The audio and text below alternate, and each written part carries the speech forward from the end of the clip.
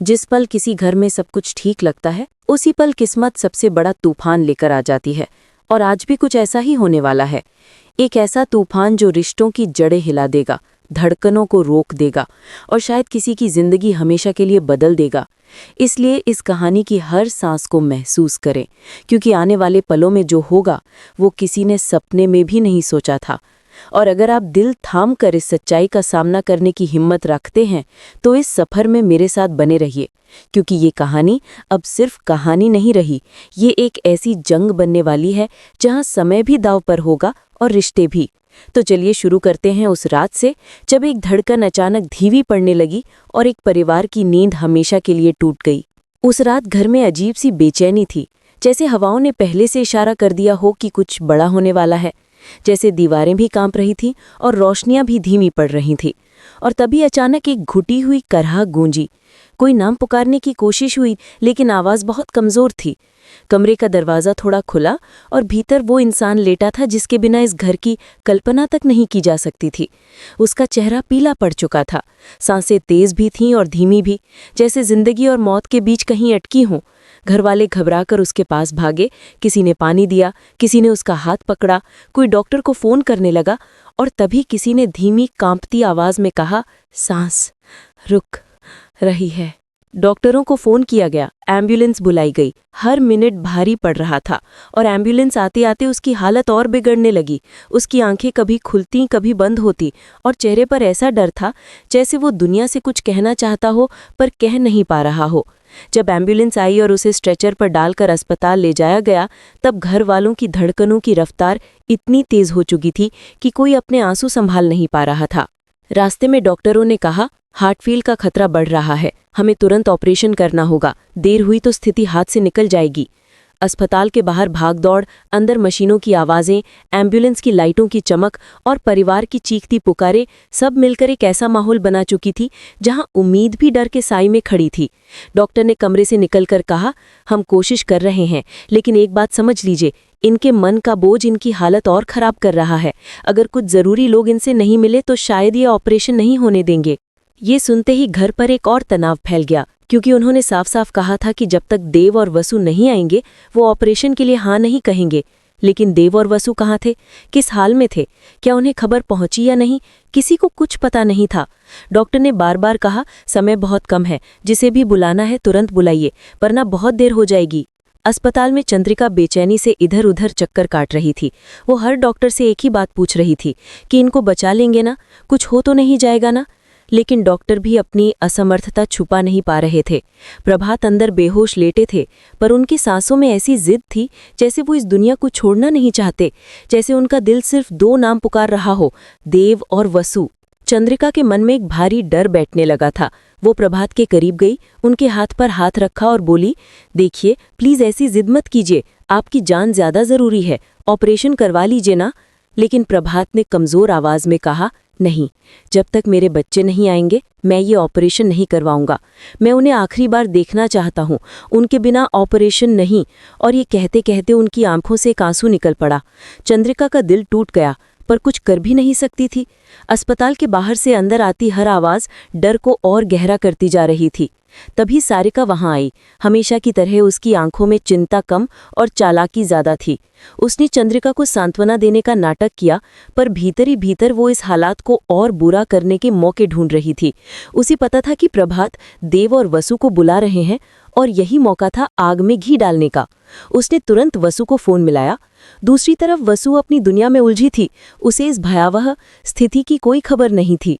Phone मिलते ही सारिका ने बनावटी रोने की आवाज निकालते हुए कहा, वसु, तुम्हें पता भी है तुम्हारे बड़े हुक्म किस हाल में हैं, जिंदगी और मौत के बीच झूल रहे हैं और तब तक ऑपरेशन नहीं करवाएंगे जब तक तुम और देव यहाँ नहीं आ जाते। वसु की सांसें रुक सी गईं, उसका दिल जैसे धक से गिरा। उसने हड़बड़ाकर पूछा, क्या क्या हुए उन्हें, इतनी अचानक कैसे? सारिका ने और डर बढ़ाते हुए कहा, जब से तुम्हारे बारे में सोचना शुरू किया तभी उनकी हालत बिगड़ गई है और कह दिया है कि देव और तुम आए बिना सर्जरी नहीं होगी। वसु के पैरों तले जमीन खिसक गई। उसने तुरंत देव को ढूंढना शुरू किया। उसे पता था कि देव काम पर होगा, वही उसकी आखिरी उम्मीद थी। वो घबराती हुई, रोती हुई, भागती हुई देव के काम की जगह पहुंची। उसके चेहरे पर डर और बेचैनी साफ दिख रहे थे। जैसे ही वो पहुंची उसे पता चला कि देव अभी अभी निकला है। वो कुछ पल वहीं खड़ी रह गई, जैसे उसकी सारी उम्मीदें टूट गई हों। उसने देव के मालिक से हाथ जोड़कर कहा, प्लीज़ मेरी मदद कीजिए, मेरे ससुर की हालत बहुत खराब है, उन्हें हार्ट अटैक आया है, वो अस्पताल में है और देव के बिना ऑपरेशन नहीं हो सकता, आप उनसे बात करवा दीजिए प्लीज़। लेकिन मालिक ने ठंडी आवाज़ में कहा, वो शाम को काम खत्म करके घर चला जाएगा, तुम वहाँ बात कर लेना, अभी नहीं हो सकता, अब तुम यहाँ से जाओ। वसु के हाथ अब भी जुड़े रहे, लेकिन मालिक का दिल नहीं पसीजा।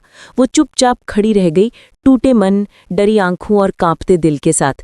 तभी उसे फिर अस्पताल की याद आई, प्रभात की हालत, डॉक्टरों की चेतावनी, समय की कमी, और ये सोचते ही वो लगभग भागती हुई फिर बाहर निकली। अस्पताल में इस बीच प्रभात की हालत और खराब हो रही थी। मॉनिटर पर उनके धड़कनें कभी तेज होती, कभी धीमी, और डॉक्टर एक दूसरे से कह रहे थे कि ये संकेत अच्छा नहीं है, हमें किसी भी हालत में इन्हें स्टेबल रखना है। नर्सें तेजी से इंजेक्शन और दवाइयां लाने लगी। डॉक्टर प्रभात को संभालते रहे, लेकिन ये स्थिति साफ कर चुकी थी कि अब इंतजार का एक एक सेकंड जानलेवा था। उधर वसु सड़क पर भागते हुए बिजली की तरह देव के घर पहुंची, लेकिन वहां पहुंचकर उसकी उम्मीद टूट गई, क्योंकि देव अभी तक वहां भी नहीं पहुंचा था। देव के माता पिता या परिवार वाले भी हैरान थे कि वसु इस तरह बेचैन हालत में क्यों आई है। उन्होंने उसे बैठने के लिए कहा, लेकिन वसु ने कहा, नहीं, अभी नहीं, देव को ढूंढना होगा, मेरे बड़े हुक्म, उनकी हालत बहुत खराब है, अगर देव उनसे नहीं मिला तो वो ऑपरेशन नहीं करवाएंगे। इतना कहते ही वसु की आवाज़ टूटने लगी और आंसू उसके चेहरे पर बहने लगे। देव के परिवार वाले भी घबरा गए। उन्होंने तुरंत देव के दोस्तों को फ़ोन करना शुरू किया, लेकिन हर तरफ से एक ही जवाब कि देव अभी यहाँ नहीं आया। और वसु ने धीरे से कहा, हे भगवान, अब कहाँ ढूंढूं, कहाँ जाऊं? तभी देव का एक पुराना साथी वहाँ आया और बोल पड़ा, मैंने देव को नदी के किनारे वाली सड़क पर जाते हुए देखा है, शायद वो वहाँ किसी काम से रुका हो। ये सुनकर वसु ने बिना एक पल रुके फिर दौड़ शुरू कर दी। इस बार उसके पैरों में जान और भी ज्यादा आ गई थी, क्योंकि उसे लगा था कि अब वो शायद देव को पा लेगी, और अगर देव मिल गया तो शायद प्रभात बच जाए। अस्पताल के अंदर इस दौरान हलचल और बढ़ चुकी थी। डॉक्टरों ने चंद्रिका से कहा कि मैडम, हम ज्यादा देर तक इन्हें इस हालत में नहीं रख सकते, इनके शरीर पर बहुत ज्यादा दबाव है, और अगर दबाव बढ़ता गया तो ऑपरेशन करने का भी मौका नहीं बचेगा। ये सुनकर चंद्रिका लगभग टूट चुकी थी। उसने कांपती हुई आवाज में कहा, भगवान मेरी सुन लो, मेरे घर को मत टूटने देना। और उसकी आंखों में आंसू भर आए। सारेका वहीं कोने में खड़ी सब देख रही थी, लेकिन उसके चेहरे पर चिंता से ज्यादा एक छुपी हुई संतुष्टि थी। उसे लगता था कि इस हालात में वसु जरूर टूटेगी और देव भी परेशान होगा, और वो जानती थी कि जितना ज्यादा घर में तनाव होगा उतना ही उसके लिए फायदा होगा। इसलिए उसने चंद्रिका के पास जाकर बनावटी चिंता दिखाते हुए कहा, भाभी जी, वसु तो बहुत परेशान है, मैंने उसे फोन पर बताया तो वो रो रही थी, लेकिन अभी तक नहीं आई, क्या पता देर हो जाए। ये सुनकर चंद्रिका के मन में डर और बढ़ गया। वो तुरंत प्रभात के पास गई और बोली, देखो, तुम उनकी चिंता मत करो, तुम हिम्मत रखो, वसु और देव आ जाएंगे। लेकिन प्रभात ने आंखें बंद करते हुए कहा, बस एक बार उन्हें देख लूं, फिर चाहे जो हो। और यही कहानी अब मोड़ लेने वाली है।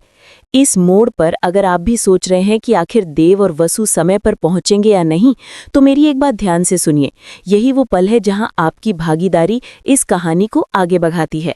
अगर आप सच में जानना चाहते हैं कि आगे क्या होने वाला है, तो जरा दिल थामकर आगे बढ़िए और अपना समर्थन जताने के लिए अभी बताइए कि आपको क्या लगता है, क्या देव और वसु समय पर पहुंचेंगे?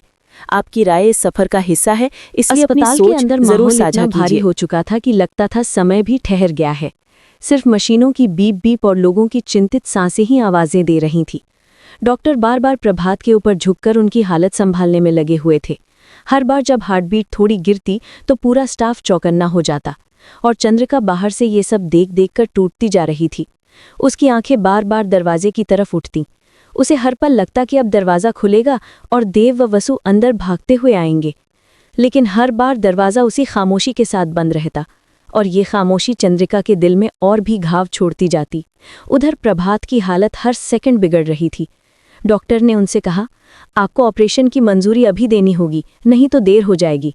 पर प्रभात ने कमज़ोर आवाज़ में सिर्फ इतना कहा, देव, वसु, और आंखें बंद कर ली, जैसे उनके दिल में सिर्फ उन्हीं का इंतज़ार था। उधर देव और वसु सड़क पर तेजी से दौड़ रहे थे। दोनों की सांसें तेज, दिल में डर और पांवों में ऐसी जल्दी जैसे हर सेकंड किसी की जान लेकर भाग रहा हो। देव बार बार कह रहा था, बस थोड़ा और, बस पहुंच जाएं, भगवान करे देर ना हो। और वसु रोती हुई बोली, मुझे बहुत डर लग रहा है देव, बड़े हुक्म हमें पुकार रहे हैं, हमें पहुंच जाना चाहिए, कुछ भी हो जाए।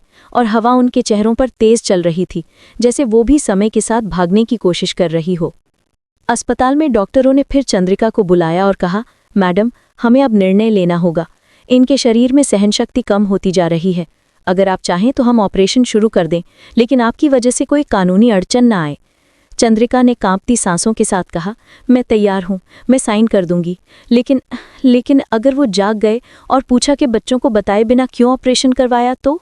डॉक्टर ने गहरी सांस लेकर कहा, मैडम, अगर अभी ऑपरेशन नहीं शुरू किया तो पूछने का समय भी नहीं बचेगा। और ये सुनकर चंद्रिका की रूह कांप गई। तभी मशीन पर अचानक बीप बीप की आवाज़ तेज हो गई। डॉक्टर तुरंत अंदर भागे और चंद्रिका का दिल लगभग रुक गया। डॉक्टर चिल्लाए, दिल की धड़कन गिर रही है, तुरंत दवा दो, चार्ज तैयार करो। और कमरे में अचानक अफरा तफरी मच गई। चंद्रिका कांपते हुए दरवाजे को पकड़े खड़ी थी।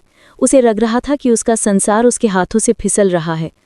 उसी वक्त एम्बुलेंस की तरह भागते हुए अस्पताल के गेट पर देव और वसु दिखे। दोनों पूरी जान लगाकर अंदर दौड़े, जैसे उन्हें पता था कि आखिरी पल चल रहा है।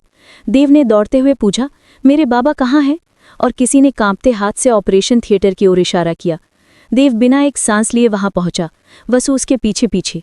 डॉक्टरों ने उन्हें रोकने की कोशिश की, लेकिन देव ने विनती करते हुए कहा, बस एक सेकंड दिखा दीजिए, बस एक बार। डॉक्टरों ने प्रभात की बिगड़ती हालत देखी और निर्णय लिया कि शायद ये मुलाकात ही उन्हें थोड़ी उम्मीद दे दे। उन्होंने देव और वसु को करीब जाने दिया। देव ने कांपते हाथों से प्रभात का हाथ पकड़ा और बोला, बाबा, मैं आ गया हूँ, आपने बुलाया था ना, मैं आ गया, उठिए, हम सब यहाँ हैं। वसु भी रोती हुई बोली, बड़े हुक्म, प्लीज़ हिम्मत मत हारिए, हम आ गए हैं, अब आप ठीक हो जाएंगे। प्रभात की बंद आंखों के कोने से एक बूंद आंसू निकला, जैसे उनके दिल ने राहत की सांस ली हो कि उन्होंने अपने बच्चों को देख लिया। उन्होंने धीरे से आंखें खोली, देव को देखा, वसु को देखा और बेहद कमज़ोर मुस्कान दी, जैसे कह रहे हों, अब मैं तैयार हूँ। उनकी उंगलियां हल्की से देव के हाथ को पकड़कर ढीली पड़ गईं और डॉक्टर चिल्लाए, हार्ट बीट गिर रही है, सब तैयार करो। देव और वसु को तुरंत बाहर निकाला गया। दरवाज़ा तेजी से बंद हुआ और अंदर डॉक्टरों ने पूरी ताकत से प्रभात को बचाने की कोशिश शुरू कर दी। देव बाहर दीवार से टिककर बैठ गया, उसके हाथ कांप रहे थे।